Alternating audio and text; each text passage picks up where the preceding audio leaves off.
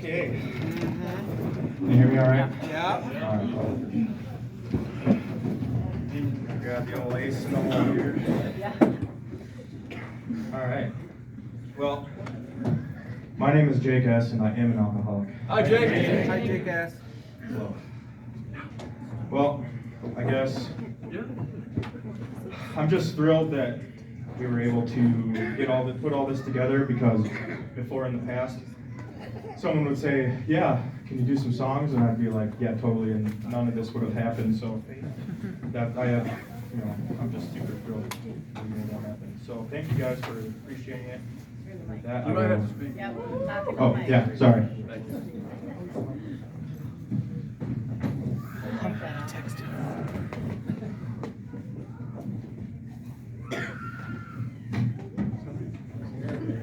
There we are. Okay. I just want to start out with saying that, just run you through the quick history. I was born August 16th, 1993. That's right. I'm 29 years old, and I was born and raised in Aberdeen, South Dakota. My dad's name is Mark, and he too, with pics. Show them, what can I say? My dad's name was Mark. He too was born and raised in Aberdeen, South Dakota. My mom's name is Susie, and she is from Los Banos, California.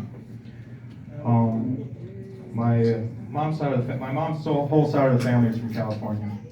I'm the oldest of four. I have one twin brother named Drew, and I'm gonna lose my spot here. And two younger sisters. Brooke, the middle, is 25. Hey, you got that. And Bridget is the youngest at 21. Growing up, I admit I had a great childhood. We lived on a homestead just 3 miles east of town. My dad liked to call a farm. Out on the farm, we had it all: swimming pools, go-karts, mini bikes, guns, kickball, games of catch, touch football, 3-acre forest, bonfires, birthday parties. In the house, we had computers, video games, bass guitar, bass amp, sound equipment, and the list goes on. We really had it all. Next time you're driving east of town, take a look on the left side, and past each wheat growers, you'll see a big yellow sign that says D&J's Auto Works. That's where me and the family grew up. My dad worked day and night running his own auto body mechanic business that was literally 50 feet from our house, while Mom worked every day and night, making a house a home. They were both very good at their jobs. Some of my most cherished memories were at night, after all of us kids had our baths and we were all clean and cozy, watching TV as a whole family before bed. Elementary school was nothing out of the ordinary. I played soccer, I loved football at recess, and my most favorite memory was I got elected for class vice president in the 5th grade, so you know I'm legit. Summers were the best at this age. I played baseball every summer. We got pretty good one year, went undefeated and won the championship. I still have the trophies, but when I was at the age for Smitty's, I backed out because I let my fear of rejection and failure stop me from doing what I love.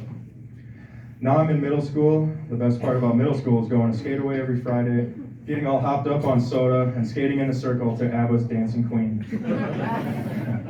And that is one of those cozy feelings I get, is remembering back to those skateaway days. You know, you look at the clock, it's about 10:30, it always closed at 11, knowing that I didn't have school tomorrow, and my two best friends were coming over to stay the night and play video games and stay up as long as I could, and sadly I was always the first one to sleep.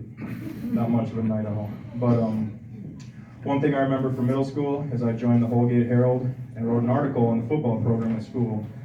It was towards the end of middle school when I quickly learned how easy it was for me to get the entire class laughing just by giving the teacher a hard time or by coming up with some quick-witted comment. It felt good to make the entire class laugh. I really loved comedy at that age. If I found something funny, I physically could not stop laughing about it for any unreasonable amount of time. My brain would just keep playing it over and over again until I had no choice to stop because the pain in my abs was unbearable. Those are some good laughs. Not that I think about it, or now that I think about it, it was 8th grade year when where school kind of stopped being easy to me. Pay no attention to the man. You're good, man. So that's when school started becoming easy to me. I specifically remember that every month in middle school there was some kind of a fun activity, event for pizza party, going to the movie, flying kites. But the only way to attend is if you didn't have more than 4 missing assignments, and I didn't make one single event the whole year. It was some kind of a miracle. But I really stopped applying myself, once I made it through middle school, it wasn't until 8th grade summer where I had my first cigarette. And I remember thinking that I cannot wait to do that again. Even after hearing about how addicting it is or how bad for your health it was, it's almost like the DARE program, kind of like, we were talking about this the other day in aftercare, that it's like that mindset you have where I'm not allowed to do this mysterious thing that'll make me feel different. It kind of like really opened up a new curiosity. And those moments where like the big kids would have, all of a sudden you're at a party and then someone pulls out something, it's like heart-sinking, giddy feeling, and you know that you're about to make a bad decision and there's nothing I can do to stop it. So, with all that being said, I'm going to fast forward to 2016. I got a Dewey, and that was my first couple of blackouts. And I got inpatient treatment for it, and then I really took everything I could from that. No, it was outpatient treatment. I took everything I could from it. I learned a lot about myself, like, wow, I am an addict. All these things are very true, they're very relatable, but once the portion of outpatient treatment class where it's like control your emotions, control your drinking. It's that simple. But it wasn't, and that's kind of what I got from that inpatient treatment class was, now that I can control my emotions, I can control my drinking, and that we all know that is not the case. So that went on for a good couple of years where I was blind to it. At first, I could make a 6-pack last, and kind of, once the 6-pack was gone, like, control my emotions and be okay with it, because I know that that's as much as I got to do, and go to bed, go to work the next morning. But then along the way, I forget these things, and then like a couple more bad influences show up, and pretty soon I'm moving on to more hard stuff. And it's insane how blind I became to it, and how it was almost like, I've said this before, in my drinking and using, it was at best 1 step forward and 1 step back. It was a miracle that I got my own apartment, but I would just, get paid, rent, electric, alcohol, and drugs. And I would do whatever I could just to get by, but I wasn't saving money. Nothing was happening. I just felt so stuck, and the only solution for it was to buy more alcohol or drugs. And it was they say slippery slope, and that's exactly what it was. And it was very, the confidence was at an all-time low because I just wasn't successful. I was just losing myself, isolating very hardly, and especially like family get-togethers and Christmas. I just gotta say, I've never once bought a present for any one family member. But this year's different, guys. Come on. Fingers crossed. Because there's no way I was gonna spend money on you or the next person, because I could barely afford stuff on my own, and that stuff that I was affording was drugs and alcohol. I was completely overcome by it. And it's very I've learned that my rage and anger issues were astronomical because I was so blind to all the big issues happening: rents late, cars falling apart, got no money to fix it, always broke. I would take those things and drink them away, but all the little things like dropping my phone or spilling something, that would push me to the point where I was breaking stuff, screaming, and I never let anybody see me get to that point. I never took it out on anybody, but a lot of scream therapy and a lot of stuff was broken because of it. And now I'm able to, for those little things that do bug me, I'm able to, and if it is letting me get to that point, I'm able to see what's really bugging me, and not that little thing that's frustrating, if you know what I mean. So that is one of the the promises. We will intuitively handle situations, which used to baffle us. I was being baffled on a daily, and it's just a lot of serene and peace comes from just being able to enjoy myself again, and instead of constantly trying to help people, this sounds bad, but I've learned to help myself, because when I was constantly helping others, I wasn't able to focus on what was wrong with myself. And now, I guess this is a pretty special moment in time, because I want to walk you through the end times, whatever you want to call it. It was September 28th, 2021.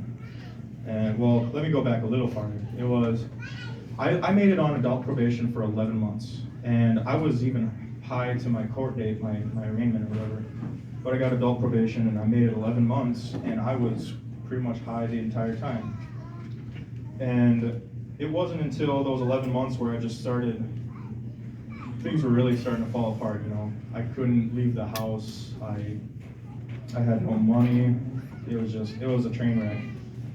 And then, thankfully, on September 28th, 2021, I got pulled over for not having a license, or it was expired or whatever. But I was in my dad's alley, got pulled over, went to jail, and then it was like, I was in there for a couple months because of the probation hold. But then, once I got my chemical eval in, minimalized it as much as I could, like, oh, I don't need this, I'm fine now. But yeah, it was once I got my court date for my probation modification was November 2nd, and so they said that I was able to get out, blah blah. I was like, Mom, Dad, I got this thing, got her whooped, all this clean time. By the way, I'm gonna need some more money in my books, commissary, hook it up, come on. And it was just, I didn't realize how selfish I was being, because I was just saying whatever I could to get the next thing, whatever worked out for me. Like I said, November 2nd was my modification hearing. Got let out. It was 5 p.m. on the dot. So the court services was closed. Gave me a good excuse not to go see my PO. So then I walked home, saw my dad, said, look at us, we're doing it, making things happen. And then as soon as I was let alone, it was like, just kidding. And it was like, all those, I just had no control over it. And I instantly hit up the old dealer, and I was over there within 10 minutes. I rode my bike over there, because I still didn't have my license. And it was pretty cold, about as cold as it is today. And so yeah, November 2nd, instantly used again. And by the way, my probation stipulation was twice weekly UAs, that being said. And then, so November 3rd, I absconded. And then, but November 4th, I went back, because I've never absconded. It was kind of, I don't know, I was kind of hiding. But November 4th, I went back. And then, how did it work out? Oh yeah, I failed my UA. And then they hauled me back into jail. And I just could not believe it. I was just so broken. It was like the biggest, it's hard to describe how disgusted I was with myself, and the pit of misery that I put myself through. And I asked him beforehand, if anybody wants to know what misery looks or sounds like, ask Joe B what Jake S looked like that day. Joe B was there with me. He heard me in that holding cell. And it was that moment where I realized that, man, this problem is way bigger than myself. And I just couldn't believe that I could fool myself like that. And it was kind of like that moment of complete surrender. Like I look at it like a plane, like going in for a crash landing, just bang, bang, one thing after another, just getting busted. Nothing was working. Something's got to change, or else I'm gonna die or go to prison or whatever. So it was a very good feeling of just like I was still balling. I was still in a very terrible state, but I knew that I just had to keep holding on. And the split second I was able to get a phone, I called my dad, and I was like, oh my God, Dad, I'm so sorry, and he just, he was looking things up, he was researching this, and he said, that's just the addiction, and it made a lot of sense to me that he's right, and so that, my dad showed me a lot of forgiveness that day, and my mom, she was a little salty about it. But no, it was with love. She was upset. Wow.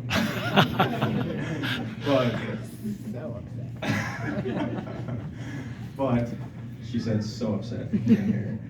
But it was, yeah, moving on. I was like, well, no matter where we go from here, prison, drug court, all I know is I'm making a change, and here we are. So, here am I. Amen. And so it was kind of that cool moment of like, yeah, I don't know, I'm kind of rambling, but I'm just getting back on track. So I got put on drug court, and these moments, I just want to say that Alcoholics Anonymous and the Yell House is just the strongest foundation for any recovery. There's a lot of different programs out there, but what does probation tell you to do when you get out of jail? They say 90 meetings in 90 days. Find a sponsor, work with steps, and that's exactly what we have here. And it's just a perfect formula. You go to a room, you speak without worrying about people speaking to you and giving unwarranted advice. And then once you're done speaking, you listen to what they have to say about any topic, and it's just such a good feeling to be able to share those things, and then to be able to fully just hone in and listen to what other people have to say or what they're going through. And I would just, a couple last things here. I just want to say that in this year of sobriety, I can honestly say that I've accomplished and done more things in this last year than I have in the last 10 years. I've moved in and out of the journey home. I acquired my GED. I got my car running. Because of Teresa at the journey home, she twisted my arm, and all of a sudden I'm playing bass for the church band. Thanks to Josh Opp, he's plugged me into a lot of various shows and everything. He took me under his wing, and I'm forever grateful for that. And it's just those moments where I just, there's those nights where I'm hanging out at the church and we're going over songs, and I'll go to use the bathroom, and then I'll come back, and then, like, you got the fellas waiting, they're kind of playing with their instruments, and there's my bass sitting right there. It's just, I got stars in my eyes just thinking about it, it's just like, I just want to take pictures of it because it's just so unbelievable. And just recently, because of things that we learned in this program, I've quit nicotine. I don't smoke vapes or cigarettes, and because of those one moments at a time, it's just to get a sponsor like Pat, and to really dive in and work on yourself, and to just focus on your day and what went right, what went wrong, what I could have done better, and just like Pat said, just put in the work and give, and you will receive. So this is just amazing opportunities, and I'm really excited to see what the future brings. And I thank you all for coming. Thank you for listening, and with that, I'll pass.